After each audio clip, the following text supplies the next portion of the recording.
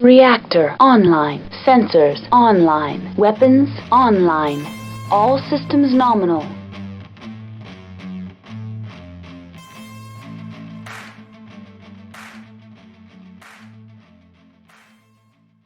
Hello, everyone. Carrie here, and today we have our first podcast episode of 2026. Today, as I brace for a winter storm that everyone has been told is so strong that it belongs on Tharkat, supposedly, I want to reach back into the well of competitive Alpha Strike and talk about meme lists and theme lists. Before we dive into this, though, I want to cover some BattleTech and channel news. Okay, first of all, the channel news, because it's quick and easy, box set videos soonish. So Gothic and Aces Scouring Sands. I may need or want to reshoot some footage. 5-minute mechs, those are planned to be every Tuesday and Thursday, though I might start out with only one episode a week, and that is going to be starting in mid-February. Now, as far as CGL news, House Karita Ranger Lance and Command Lances. The Command Lance is currently available on Catalyst Game Lab's web store, and the Ranger Lance is, from what I've heard, scheduled for February 18th. Force Manual Mercenaries looks like it should be out on March 4th. Strength of the Pack Omnibus should be out in February as well. And we should be seeing the Elysian Lancers Force Pack after these, and I'm looking forward to this one to finally complete my Ostmech collection. As far as upcoming tournaments, there are 3 coming up that I'm aware of in my area that I will be attending. The first is the Trash Panda Open, which will be on April 11th and 12th. This one is a tournament in Norfolk, Virginia. Then we have Eastern Assault Classic Tournament and Alpha Strike Tournament at the Richmond Open. The Classic Tournament is on the 2nd and 3rd of May, and the Alpha Strike is a one-day event on the 3rd. Finally, we have the Battle for the Bay in Glen Burnie, Maryland on the weekend of July 18th and 19th. The last thing I want to mention is that friend of the podcast, Valk, has been writing for Goonhammer and has put out a 2-part article about metal miniatures from Iron Wind Metals, and I really recommend reading them. You'll find links to the article and to the tournaments in the description. So, meme lists and theme lists. I know most listeners will know what I'm talking about, but in case you've been hiding under a rock since the Battle of Tukiyid, let me give you an idea of what I'm talking about. Let's start with meme lists. Don't worry, I'll be quick. Meme lists take their inspiration from almost comical tropes in BattleTech. Think the Steiner Scout Squad, though it could be an accurate meme at the same time, such as the Cretan horde tactics found in the Succession Wars. Theme lists, on the other hand, try very hard to stick to lore. Think lists which copy the Black Widow Company or Grey Death Legion off the back of the old source books and scenario packs, or someone who tries to run Fox Patrol as accurately as possible. Today, we're going to look at 2 meme lists and 2 theme lists. I'll look at the pros and cons and how they might perform in a competitive setting, as it is always tempting to take one or the other, either for shits and giggles, or to see how your favorite unit might be able to handle a variety of opponents, or just to see how well you can command them. For all of these lists, we'll be using the format that has been put out for the Battle of the Bay this summer. The rules for this are pretty simple, and here are the parts we need to concern ourselves with. The list has to be 350 points. From the Ill Clan era, it is locked to your chosen faction, though you are allowed a single salvage unit from another faction. Has a maximum of 14 units with up to 12 mechs. The lowest point value unit you're allowed to have after skill adjustment is 10 points. Up to 2 units with skill 2 and up to 2 with skill 6. And the rule of 2. You can have 2 of the same chassis mech, and mechs cannot be the same variant. So first of these is one I like to call Oops, All Mad Cats. This one obviously uses various versions of the Mad Cat in both Omni-Mech and Standard Mech form. This list is being built as a clan protectorate force, as I like the OD green and white scheme that they showed in one of the source books. I can't remember which one. And it is the adopted home of the spirit cats, as well as some refugees from my beloved Nova cats, since their almost complete annihilation at the hands of the dragon. The list, as mentioned, is built around a core of various Mad Cats and uses the original 2 and 3. It also has a squad, or I guess point, of battle armor for each mech, effectively making this a Nova of cats. Anyway, the list consists of a Mad Cat 3-2 at skill 3 for 48 points, a Mad Cat 3-4 at skill 3 for 55 points, a Mad Cat W at skill 4 for 55 points, a Mad Cat S at skill 4 for 54 points, and a Mad Cat Mark II-5 at skill 4 for 52 points. The battle armor consists of 2 squads of Corona heavy battle armor at skill 4 for 16 points each, 2 squads of Inner Sphere standard battle armor at skill 4 for 17 points each, and a salvage unit of Marauder battle armor at skill 4 for 19 points. Now let's begin with the strengths of the list. First of all of the mechs have at least a TMM of 2, including the Mad Cat Mark II, which effectively has a TMM of 3 because of its jumping instead of the TMM of 1 when walking. The next big strength of the list is that it is a pretty redundant list, as the pairs of mechs and battle armor points all do something similar to one another. The next advantage is also that it's also a weakness, which is the battle armor. In a multi-objective game, the list is more than capable of tying up a number of objectives at once. But also, this is a weakness, as a good bit of firepower is tied up in these units, and most of them aren't very mobile. Since we're already at the cons, let's keep going. Beside the issue with the battle armor not being as mobile, it also has a problem of being much easier to destroy to remove from an objective. In order to keep them alive, you will need to keep the enemy busy with the mechs, which is where you'll start to run into some issues. Because you have 5 mechs, they can run into issues running interference for the battle armor to keep them alive on backfield objectives, and even midfield. Another problem with the list is, while it is quite maneuverable, it doesn't have any true fast movers that can go more than 14 inches at a time, and that's also going to make it harder to deposit your battle armor on forward objectives or just to get to them. As a meme, it's kind of funny, and with so many factions having access to so many versions of the Mad Cat, it is something that can be built in some way for most factions in the Ill Clan era. You might hear Logan running around. I apologize. The next list we will look at as far as meme lists is what I'm calling the Snow Crabs. This is a list built around various versions of the crab, hermit crab, and king crab. They're called snow crabs because they're being done in my unicorn, well, the ones I'm doing are my unicorn company 2025 blackout scheme, and that uses a snow base, but these could also just be called crabs or whatever. It uses the Mercenaries faction, and I'm planning on running this at Battle of the Bay, or Battle for the Bay, as long as the list is approved. So let's get into it.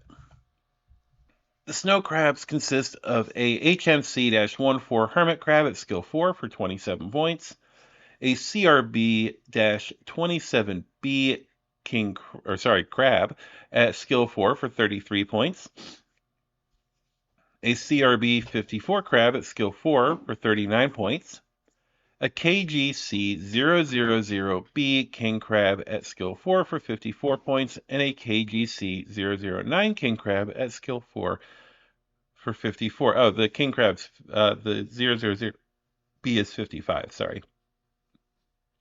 But yeah, the 009 king crab skill 4 at 54 points.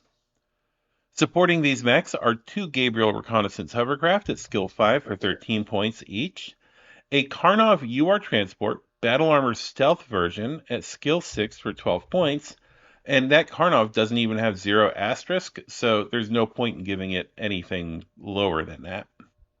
2 squads of Marauder battle armor at skill 4 for 16 points each, 2 squads of Tortoise 2 battle armor ASRM versions at skill 4 for 20 points each, and 2 squads of Fashi battle armor at skill 4 for 16 points each. So let's talk about my memery mistake waiting to happen. The list actually works in a similar but not, no, it does not work at all like Oops, All Mad Cats.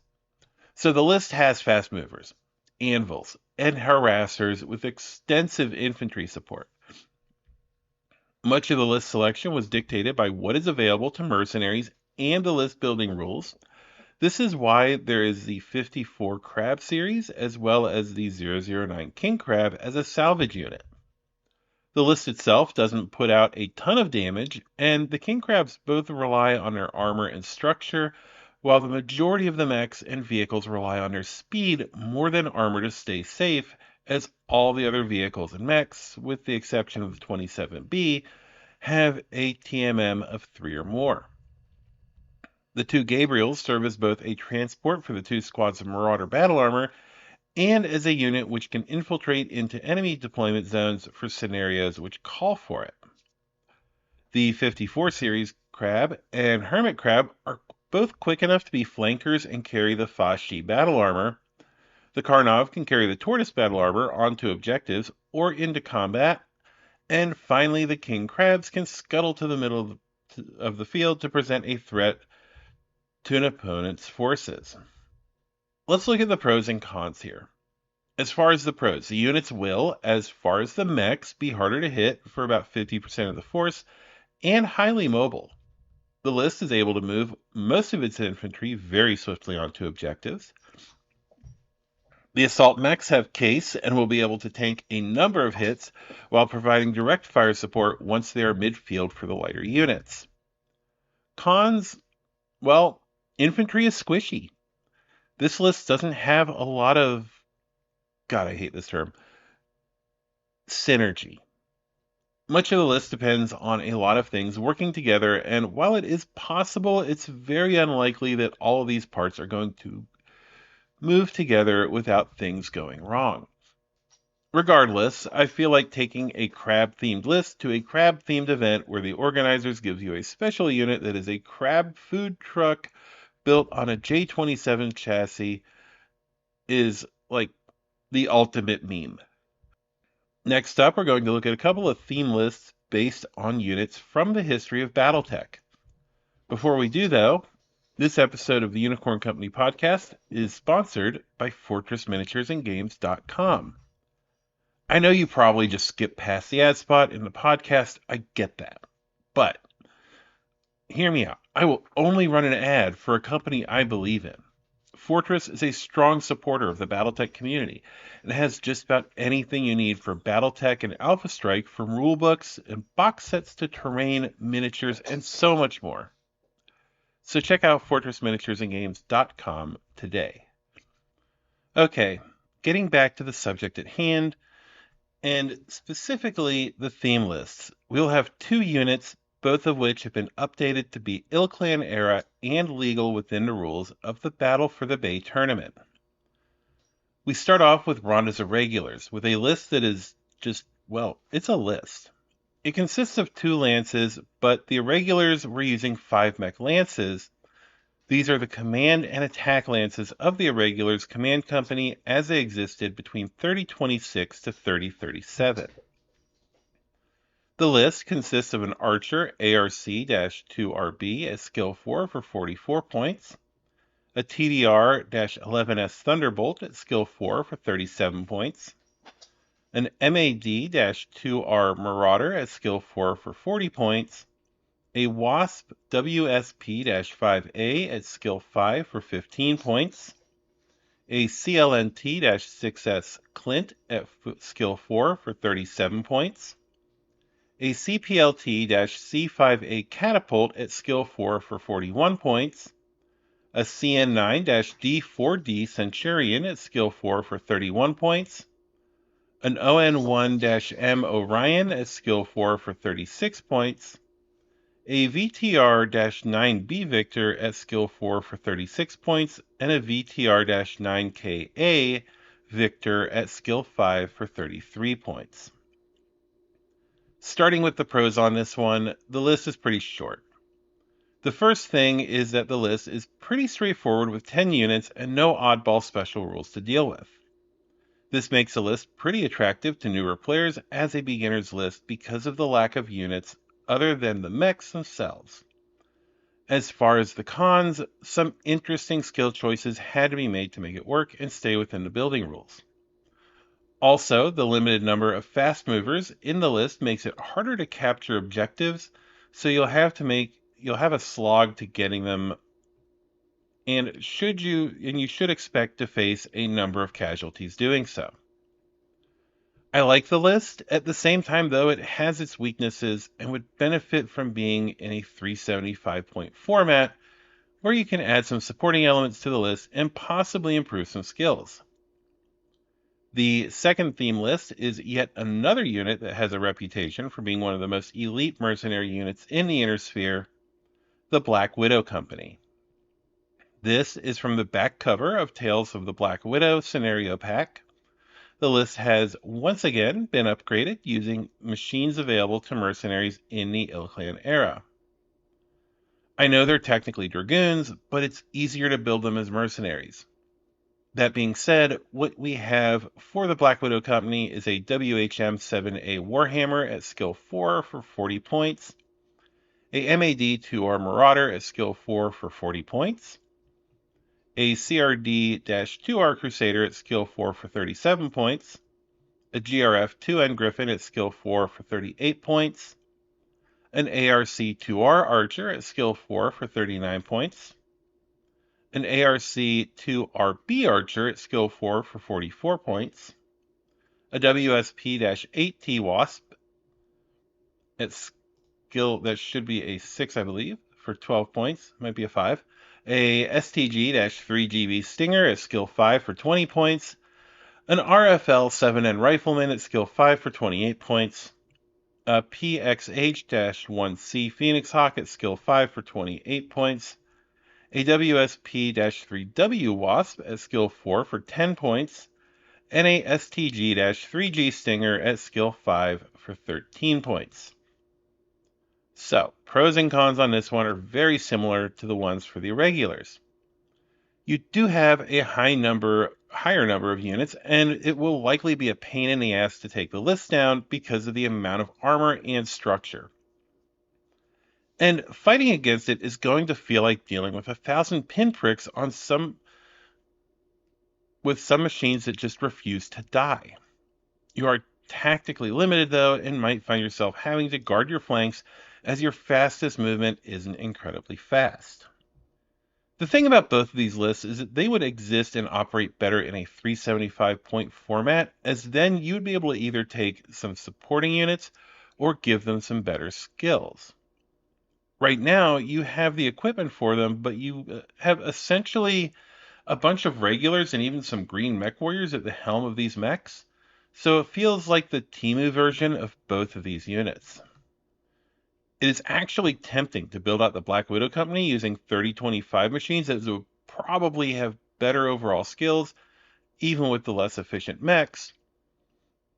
It might be more effective despite the weaknesses, and would put a lot of fire downrange with decent accuracy and gobs of armor and structure. Though a lack of case on many of the mechs would be an obvious weakness that could present a problem when you're through the armor, or when your opponent's through the armor. So that covers a look at meme lists and theme lists for Alpha Stike. Now, normally here I would be trying to figure out how to segue into this episode's mech tech segment. Because of the 5-minute mech series, I feel like it would be kind of redundant, and so today we're trying out a new feature. This month in the Inner Sphere, a segment where we take a short look at something that happened in the month that each episode releases. With this one being at the tail end of January, I want to take a look at a historical event that happened in January of 3051, the Summit on Outreach. During the Year of Peace, during the Clan invasion. To give some perspective on this conference, after Terra Mariborg rammed her Shalone aerospace fighter into the bridge of the Direwolf battleship, while Ilkhan Leo Showers was on board, killing him and decapitating the clan command structure, the clans had to cease operations, while their leadership went back to Stranamekti to elect a new Khan. Wolf's Dragoons took this opportunity to gather the leadership of the Inner Sphere on the World of Outreach on January 12th of 3051. This conference would be attended by all of the House Lords, some looking for help against the clans, and others there to observe and assess their enemies, regardless of the outside threat presented by the clans.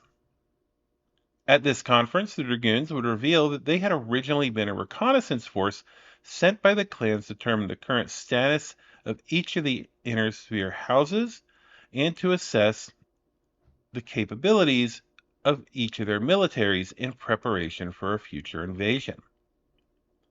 While this was a shocking revelation, it did allow for some alliances and friendships to be forged, as the Federated Commonwealth was able to secure a deal with the Free Worlds League to get upgrade kits for their aging machines to hopefully fend off Clan Jade Falcon.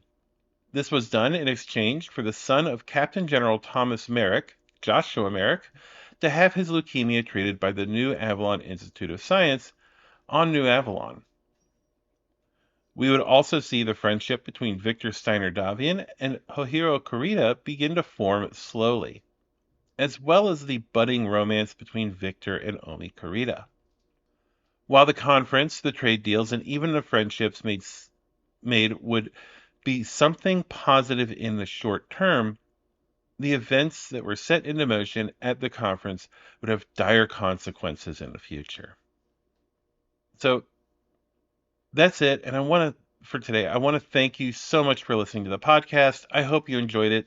And if you want to help support the podcast, you can support Unicorn Company by joining our Patreon at patreon.com/Unicorn Company. Or if you are listening on YouTube, you can become a channel member. Until next time, stay safe out there, Mech Warriors. This is Carrie, signing off. I want to thank all of my patrons, channel members, and sponsors.